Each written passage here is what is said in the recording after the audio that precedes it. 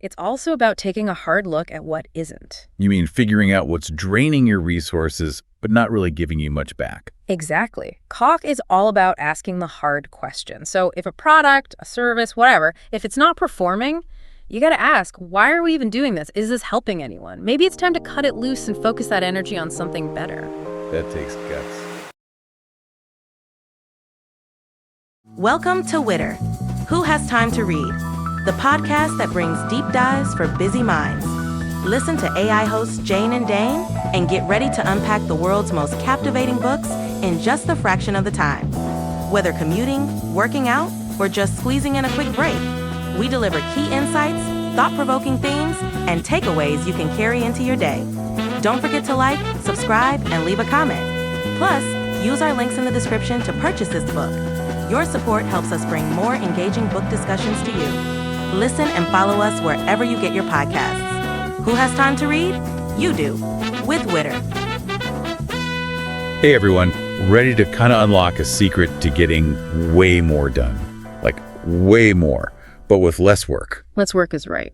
Today, we're diving deep into the 80-20 principle. This idea could seriously change how you see your work, your life, everything, really. It's about working smarter, not harder, you know? Imagine figuring out the 20% you do that gets you 80% of the results. Exactly, like finding a cheat code for like max impact. We're going through Richard Koch's book, The 80-20 Principle. It's full of these crazy examples, even from his own life, how he built this crazy successful career. The wild part is, this isn't some new thing. It all started over 100 years ago with this economist, Vilfredo Pareto. So what did Pareto find? Picture this.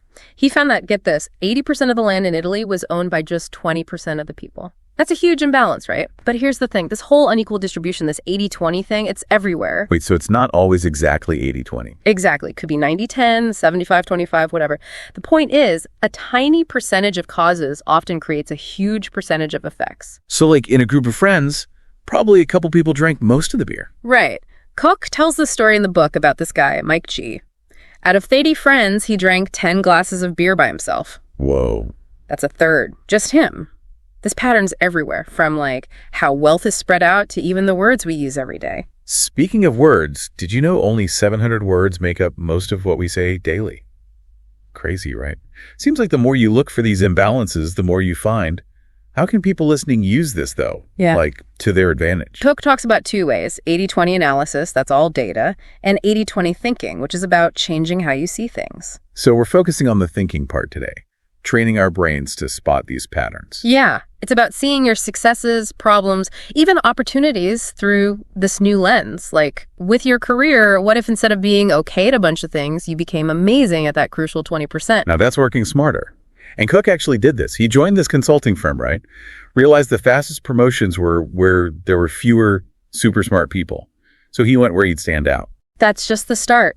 He ended up at this firm where the founder, get this, made 80% of the profit, but did hardly any of the actual work. No way. Serious? Like this principle is built into the world or something, but it gets wilder. Koch used this to make a really gutsy move. Right. He and some partners, they ditched that and started their own firm. That way, they were the founders getting most of the profit. Total 80-20 move. He cracked the code. But it wasn't all business, right? He was also great at investing. Oh, totally. Put a huge chunk of money into one company, Filofax.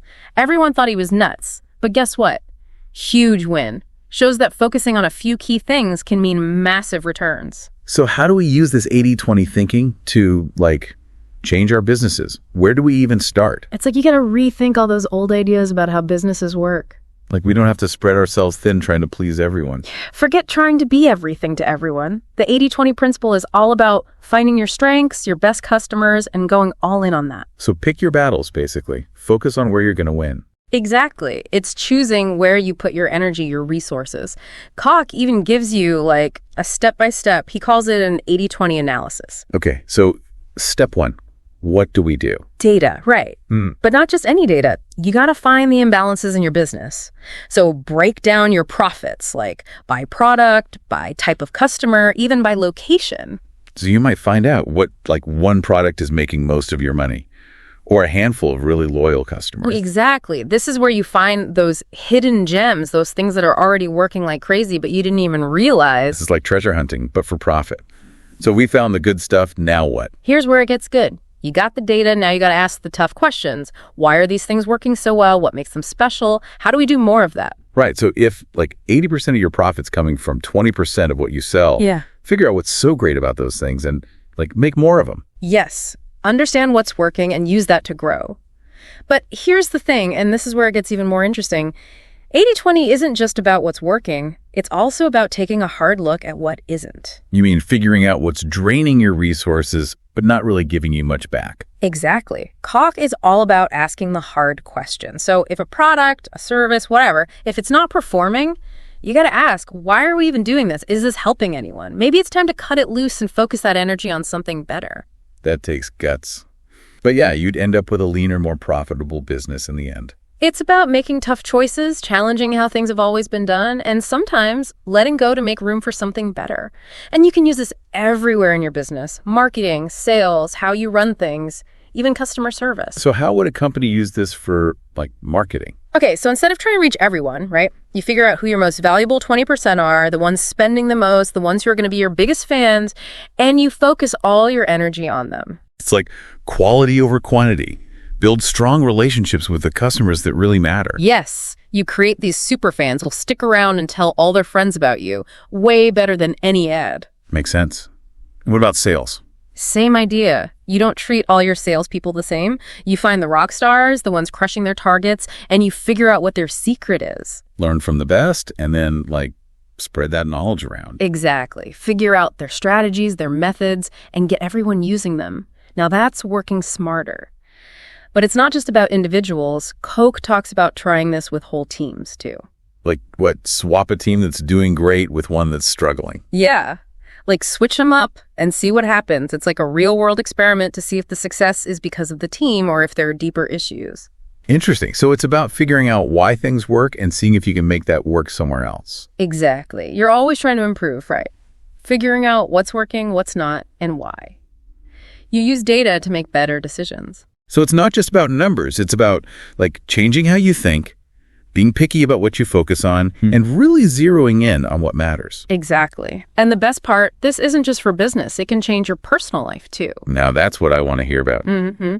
All right, so we've seen how this 80/20 thing can shake things up in the business world, but let's get real. How can this help us live happier lives? Lives we actually enjoy. This is where it gets good. It's not just about getting more done. It's about building a life you actually love. Okay, I like where this is going. What does Koch say about that? He says we have more time than we think. Right. Yeah, he says we should stop just trying to manage time better. Instead, we should find those things that make us truly happy. Those happiness islands and achievement islands, he calls them. Happiness islands. Okay, now you got to explain that. I gotcha. Think of it like this. You've got work, chores, errands, all that stuff we gotta do. Right. But then there are these moments, these islands, where you're doing something you truly love, something that makes you happy, like spending time with people you care about, hobbies, reading a good book, even work that feels meaningful, you know? So happiness islands, those are like the moments when we feel totally energized and like alive. Exactly. And then you've got achievement islands. That's where you're really good at something, where you feel like you're crushing it. Like maybe it's a big project at work, learning a new skill, finally reaching a goal you've had for a while. So the 80/20 thing, it's saying instead of spreading ourselves thin, trying to do everything, we should just focus on those happiness and achievement islands. Exactly. It's about choosing how you spend your time and energy on what matters most. And get this, that includes your relationships too. Now that's interesting. Never thought about using 80/20 for relationships. Yeah, it's easy to try to be friends with everyone, right? Keep up with a ton of people. But what if we took a closer look at those relationships? Are we spending most of our time with people who actually bring us joy? Or are we just going through the motions? Wow. That's a good question.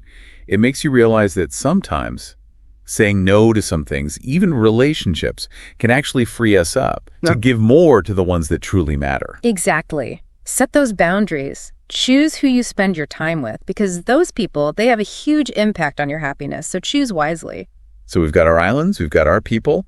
What else can we do to be happier, according to Koch? He's big on finding work that lights you up, aligning your work with your passions. That whole do what you love thing. Yeah, but he knows it's not always that easy. Mm-hmm. But he says it's super important if you want to feel truly fulfilled. Sure, I mean, I get it. Finding that perfect fit, it's easier said than done, right? But yeah, if you can find that, I can see how that would be amazing. And he actually gives advice on how to turn what you love into a career, like finding your people, building relationships with clients you actually want to work with, creating a lifestyle that you enjoy. It's all possible. It's about designing a life you actually want, right? Yeah. Both personally and professionally. Oh, exactly. And here's the big takeaway from all of this. It's not just about doing more. It's about doing the right things. Real success, it's not about how much you do, but the impact you make and how much joy you find along the way. So as we wrap things up here, what's the one thing you really hope people listening will take away from all this? I hope they feel like they can take control, Look at their lives in a new way. Where are they spread too thin? Where are their happiness and achievement islands? What small changes can they make starting today? Even little things can make a huge difference. Love that. Couldn't agree more. This has been awesome. Thanks for taking us on this deep dive. Really gets you thinking. And to everyone listening, we hope you got as much out of this as we did. Until next time, keep exploring. And remember, even a small shift in focus can unlock some pretty amazing things.